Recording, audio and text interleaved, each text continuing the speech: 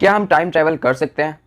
क्या हम टाइम में आगे पीछे जा सकते हैं? जैसे कि हम टाइम में हम अपने पास्ट में जा सकते हैं या फिर फ्यूचर में हम लोग जा सकते हैं? तो इसका आंसर है यस, हम लोग जा सकते हैं।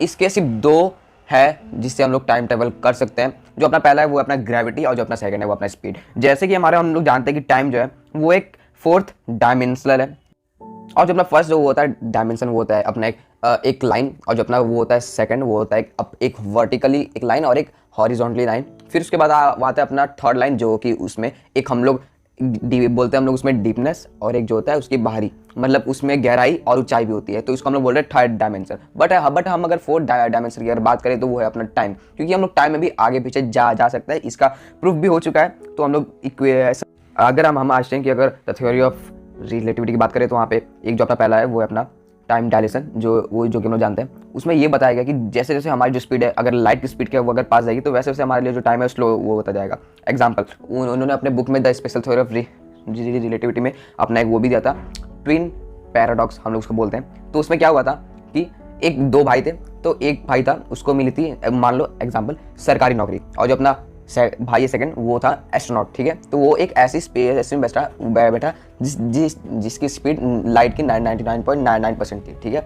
तो जैसे ही वहाँ से गया तो एक साल बाद यहाँ पे आएगा अर्थ पे, ठीक है। तो वैसे ही पता है उसका भाई जो है जो सरकारी नौकरी करता था वो बूढ़ा हो जाएगा। क्यों ऐसा हुआ? क्योंकि जैसे जैसे हमारे लिए टाइम बढ़ेगा वैसे वैसे जैसे जैसे हमारी स्पीड बढ़ेगी वैसे वैसे हमारे लिए टाइम स्लो हो जाएगा।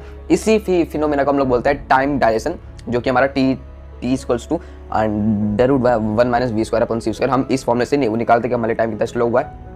और जो अपनी सेकंड है वो है ग्रेविटी।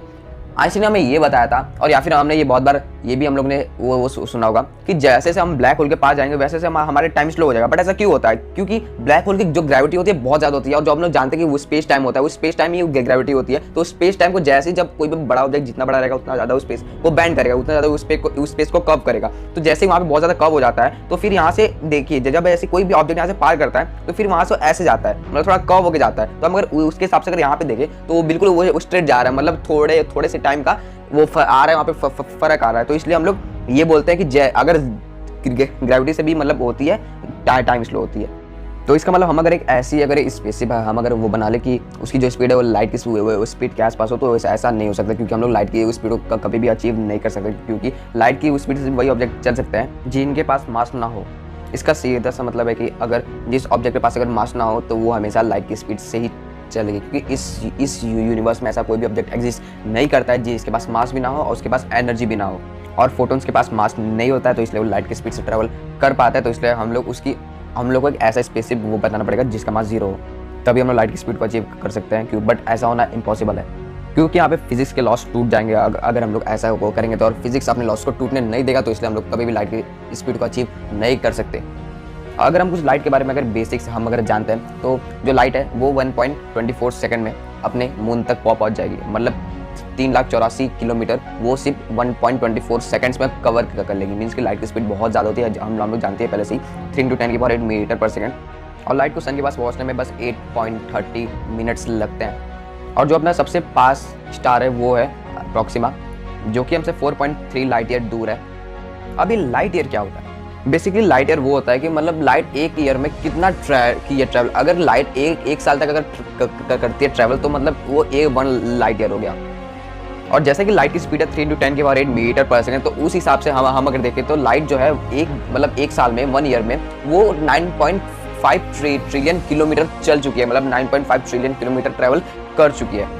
जो लाइट है वो अपने इस स्पेस के लिए बहुत ज़्यादा छोटी है, ये अपने यूनिवर्स के सामने बहुत ज़्यादा छोटी है। क्योंकि हम अगर अपने गैलेक्सी की अगर डायमीटर की बात करें तो वो कुछ 1 लाख लाइट ईयर है। मीन्स कि वहाँ पे लाइट को पहुँचने में, एक छोर से पहुँचने में दूसरे छोर तक उसको 1 लाख साल लग जाएंगे सिर्फ लाइट को, जो कि इतनी तेज़ है, 3 × 10⁸ मीटर/सेकंड से चलती है, जो कि इतनी स्पीड है उसकी। फिर भी उसे हमें हमारी गैलेक्सी को एक छोर से दूसरी छोर तक जाने में उसको 1 लाख ईयर लगेंगे। तो इससे हमें ये मालूम चलता है कि जो अपना लाइट है वो इस यूनिवर्स के सामने कुछ नहीं है। ये जो अपना यूनिवर्स है वो 13.8 बिलियन ईयर से एक्सपैंड हो रहा है। मीन्स कि जो अपनी यूनिवर्स की जो एज है वो है 13.8 बिलियन ईयर्स, जो कि बिग बैंग से स्टार्ट हुआ था। तो हम लोग नेक्स्ट वीडियो में जाएंगे क्या हम लोग कुछ बेसिक्स जान लेते हैं कि जब बिग बैंग क्या होता है। Big bang is the origin of the universe. Big bang से हमारा जो यूनिवर्स है वो एक्सपैंड हुआ था, मीन्स एक पॉइंट से, एक सिंगुलैरिटी से जो डेंस था, बहुत ज़्यादा डेंस था, हम लोग बोल भी नहीं सकते।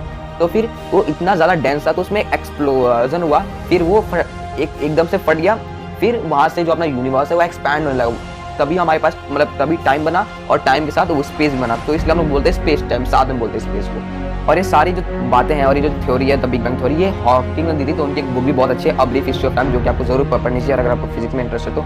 उसमें एक ब्लैक होल से लेकर एक बिग बैंग तक आराम से बताया गया है, जो कि बहुत एक अच्छी बुक है। मैंने उस बुक को पढ़ी है, जो कि बहुत उसमें अच्छे से कॉन्सेप्ट है, और आइंस्टीन की भी स्पेस टाइम थ्योरी है। तो इस वीडियो में हमने बहुत सारी बातें की, जैसे कि लाइट्स क्या होता है, उसके बाद ये अपना टाइम ट्रैवल क्या होता है, ग्रेविटी क्या होती है, स्पेस टाइम क्या होता है, ऐसे हमने बहुत सारी बातें की। तो अगर आप इस चैनल पर अगर नए हो तो प्लीज़ सब्सक्राइब कर दीजिए और एक लाइक। मिलते हैं नेक्स्ट वीडियो में, जो कि हमारा साइंस से रिलेटेड और physics is also a great सब